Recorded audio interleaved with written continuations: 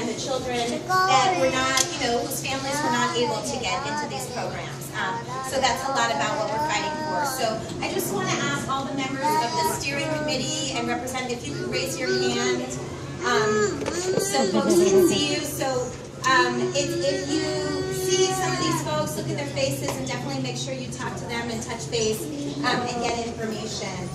So Immersion Montgomery, as I said, was an idea. Right now it's very focused on a fundraising effort to fund a paper that will really expand on the ideas that we've been talking about and the principles of continuity, of quality, of equity, and of expansion. One of the things I've said, for those of you that I've spoken with today, is that what's very frustrating to me is that we're not having a conversation about how to build and expand immersion programs in this county. We've been talking about really an issue of JEE, about sibling preference, about eliminating the automatic COSA between middle and high school. These conversations started when my children were in kindergarten. Now they're in 5th grade. 5 years, imagine what we would have been able to do if 5 years ago we were talking really about expansion, really talking about building programs at the high school level.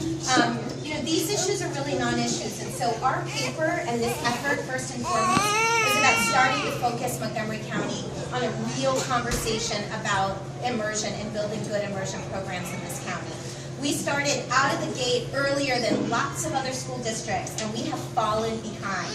And some of the experts that are here, like Julie Sugarman and Dr. Diaz, the principal author of this white paper, are going to help us make that point to MCPS. It's time to get serious and stop focusing on these two issues that are really non-issues. We have to fight them, we have to make our voices heard, but we also have to focus them on really improving immersion in this county. So I'm excited that we've got some speakers that are going to be able to talk to us.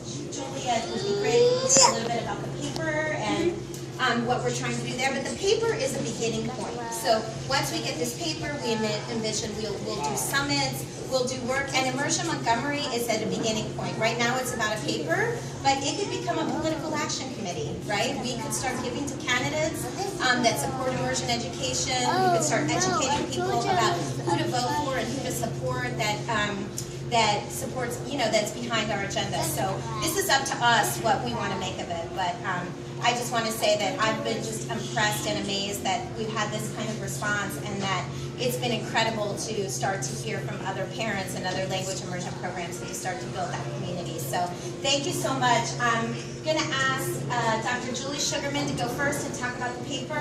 Then we're going to hear from Will Juando, one of the founders of Our Voices Matter.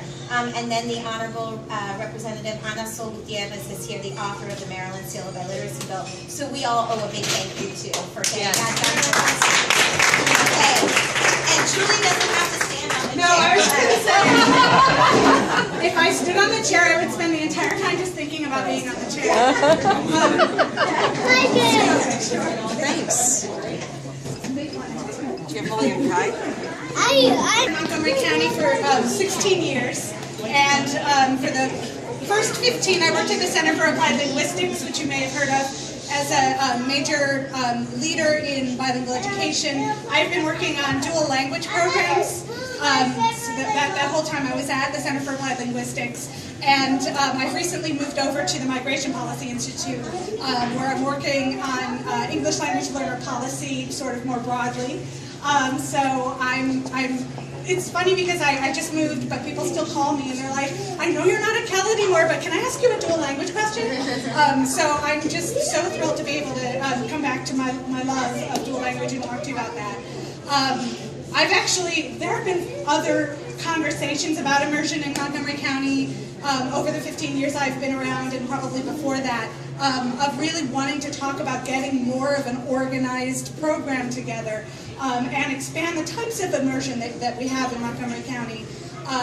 There have been some attempts at that, but not really sort of organized ones. The programs that I have worked with, dual language is a term that we use to refer to a whole host of programs. There's actually 3 major types. One is immersion that you all are familiar with, which we call foreign language immersion, where you have native English speakers or kids who don't really speak the language at home, or not only at home, who are learning another language.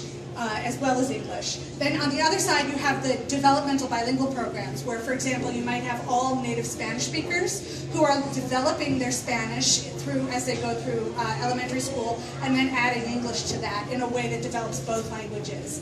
And then the program that I worked with the most when I was at Cal is two-way immersion, which is sometimes used synonymously with dual language, but we don't have to get into that now.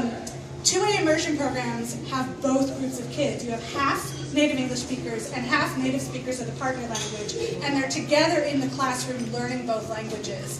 And those programs, there's different models, there's different ways of doing it, but all foreign language, developmental, and two-way all have the goal of bilingualism and biliteracy. They're all amazingly successful at developing both languages in both groups of kids. And we really have 40 years of history of research on these programs, not just showing the great outcomes, but also showing what it takes to do them.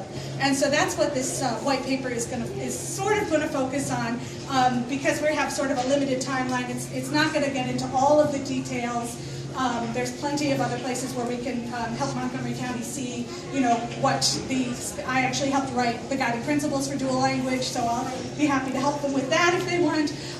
But this paper is really going to show them that there's other districts in the country that have started more recently and really gone farther in terms of having a conversation about what kind of language immersion programs do we want, who are they for, what are our goals. Really, it's really focused on having a vision and thinking through how do we create a program model that meets the goals that we have, which is something that can be very difficult for districts to do, especially if the programs sort of take on a life of their own and every school kind of does its own thing. Then it can be sort of hard for districts to sort of bring it back together and to have sort of a focused vision. So I'm really, really, really excited that Dr. Virginia Diaz is able to write this white paper for you.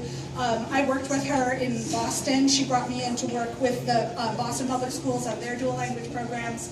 And I think she is an amazing researcher. She's a full-time consultant, and most of the work she's been doing has been in Boston and on the East Coast. And my strongest, most emphatic recommendation is that she's a great writer, and she really feels passionately about these issues. She's a native Spanish speaker herself, and feels really passionately about immersion and foreign language, and is a wonderful, delightful person. And I really hope that sometime she can come down and meet all of you, because she is a hoot, and you will all love her.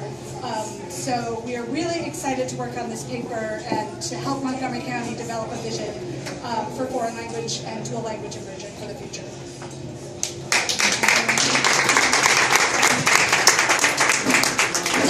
Does anybody have any questions for Julie? Questions? Anybody have questions? Comments or questions?